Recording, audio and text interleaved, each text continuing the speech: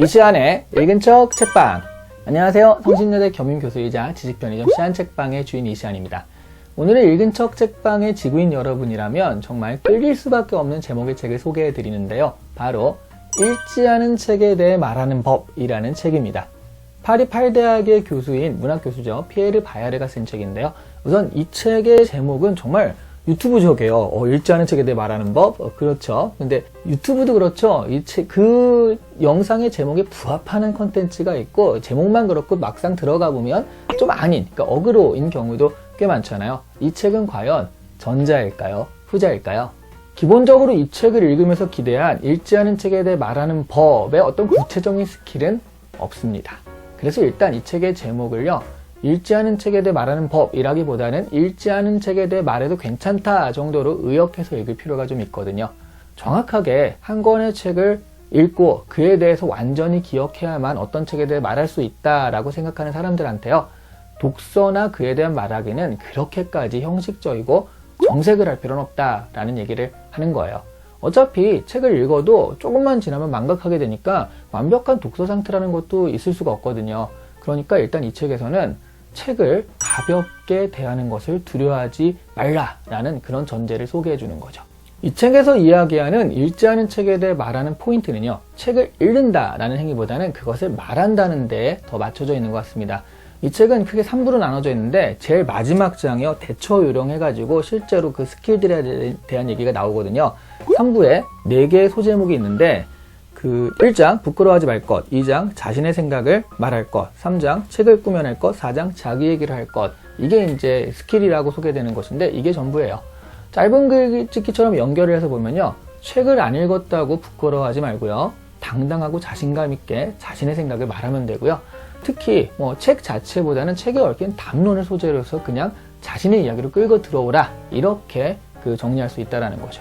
예를 들어서 책 제목 하나로 내용을 짐작할 수 있다고 생각되는 대표적인 책이요, 미움받을 용기라는 책이 있죠. 근데 이 책은 막상 읽어보면요, 아들러 심리학에 기초하고 있기 때문에 그렇게 쉽게 읽히는 책이 아닐 때가 있거든요. 근데 이 제목 하에서 대화를 할 때요, 이 책을 읽지 않았다고 대화가 끊기지는 않는다는 거죠. 맞아, 미움받을 용기가 그런 얘기를 하니까 생각나는데, 왜 영업부에 지혜씨 있잖아, 그 사람 말이야, 일전에 과장님이 부당한 일을 지시했는데 어쩌고 하면서 얘기가 이어지는 거예요. 이런 식으로 자신의 경험과 생각을 가져오는 소재로서 책이 쓰인다 정도로 이해하시면 된다는 얘기예요. 그런 면에서 이 책에서 말하고자 하는 가장 중요한 것은, 어차피 책이라는 것이 자기 말을 하기 위한 하나의 도입에 지나지 않는다는 것을 인지하라는 얘기 같습니다. 결국 우리의 말은요, 자신의 생각과 취향, 가치에 관한 것이라는 거죠. 책에 대한 대화라 해도요, 이게 책의 주인공 이름이 뭐지? 이런 것들에 대한 얘기는 아니니까요. 읽지 않은 책에 대해서 이야기할 때도 책의 한두 가지 내용들을 소재로 해서 결국 자신의 관점을 이야기하면 되는 거니까요. 어차피 책은 읽어봤자 까먹고요. 그리고 나이에 따라서 또 달리 읽혀지는 게 책이기도 하잖아요. 눈치채셨는지 모르겠지만 저는 이 책에 대해 조금 부정적이긴 합니다. 우선 전개 방식이 너무 마음에 안 드는데요, 자신의 주장을 하나 딱 던져놓고 하나의 텍스트를 가지고서 그걸 자세하게 분석해서, 특히 정신분석학적으로, 그래서 이제 그렇지 않냐라고 이걸 논거 삼아서 주장을 전개하는 방식이죠. 이게 전형적인 문학 논문의 전개 방식이기도 한데요, 제가 석사 박사 할 때 정말 신물나게 봤던 그런 논문들이거든요. 이 책의 저자가 문학 교수다 보니까 역시 그런 방식을 취하고 있는데, 이게 문제가 뭐냐 하면 결론은 이미 정해져 있어요. 이런 결론인데 그 결론을 가장 극명해 보일 수 있는 텍스트를 찾아요. 이 많은 것 중에 있을 거 아니에요. 그러니까 이런 것 중에 여기에 있네, 그러면 그거 하나만 갖고 드립다 파가지고 증명하는 방식이거든요. 이 많은 건 다 무시하고요. 그러니까 처음부터 정해진 결론에 도달하기 위해서 가는 방식이라 어떠한 결론도 만들어낼 수 있거든요. 물론 문학 논문은 귀납법적으로 할 수 있는 과학 논문과 다르기 때문에 이런 방식이 될 수밖에 없지만요. 근데 이게 문학 논문이라면 이상을 분석한 다음에 그래서 이상은 이랬다라고 결론 내리면 되거든요. 근데 이 책의 경우는 보편 법칙을 이야기하면서 정말 보편적이지 않은, 현실도 아닌 소설의 한 장면을 자세하게 분석을 한 다음에 그래서 보통은 딱 이렇게 하는 것이다 라는 식으로 결론을 내리고 있다는 거죠. 이렇게 되면 성급한 일반화의 오류가 일어나기에 가장 좋은 지점이 되는데요. 그런데도 불구하고 제가 이렇게 좀 단점 있는 책이다 라고 생각함에도 불구하고 이 책을 소개하는 이유가 지구인 여러분에게 의문점으로 찾아오실 수 있을 겁니다. 사실 이 책의 기본적인 전제를 이루는 관점이 제가 느끼는 바와 일치했기 때문이거든요.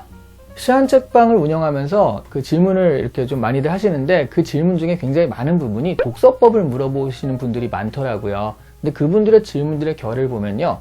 책을 좀 어려워하고 또 어떤 때는 지나치게 책을 우상화하는 경향까지 있거든요. 이 책에서도 계속 얘기하는 게 독서의 의무, 정독의 의무 같은 것들은 좀 벗어나도 괜찮다라고 얘기를 합니다. 이 얘기에 대해서 저도 동의합니다. 책을 읽으면서 즐거움을 느끼지 못한다 라고 한다면 그 책은 잠시 내려놓아도 좋을 것 같아요.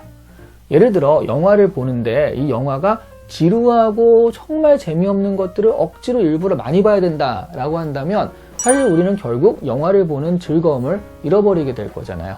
베스트셀러를 읽어야 할 압박에 시달릴 필요도 없습니다. 베스트셀러라는 게 많이 팔렸다는 뜻이지 좋은 책이라는 뜻은 아니잖아요. 그러니까 그걸 안 읽는다고 나 혼자서 되게 뒤떨어지거나 나쁜 사람이 되는 건 아닙니다. 책은 우리 인생에서요, 소재이지 주제가 아니라고 생각을 해요. 이건 뭐 이 책보다는 제 생각이 더 가까운 건데, 책을 많이 읽고 안다고 해서 반드시 인생의 지혜를 아는 것도 아니죠. 뭐 책 많이 읽고 똑똑한 사람 중에 나쁜 사람도 많잖아요. 매너도 없고 그런 사람도 많은데, 다만 책을 많이 읽으면 다른 사람의 지식이나 지혜를 간접적으로나마 접할 기회가 많아지기 때문에 그것들을 배울 확률이 늘어나는 거죠. 가장 좋은 책은요, 우리의 일상이고 우리의 인생이잖아요. 그러니까 책에 대해서 딱딱한 태도는 좀 버리시고요, 좀 부드럽게 접근하는 것이 좋을 것 같습니다. 그래서 책은 바로 그 중요한 우리의 일상과 인생을 풍요롭게 해줄 수 있는 하나의 소재다 정도로 접근하시면 조금 더 쉽고 재미있게 책을 접할 수 있지 않을까 생각을 하네요. 오늘 이 시간에 읽은 척 책방은 바로 이 책, 피에르 바야르의 읽지 않은 책에 대해 말하는 법이었고요. 시안 책방은 보지 않고도 얼마든지 구독 누를 수 있습니다. 좋아요도 물론이죠. 감사합니다.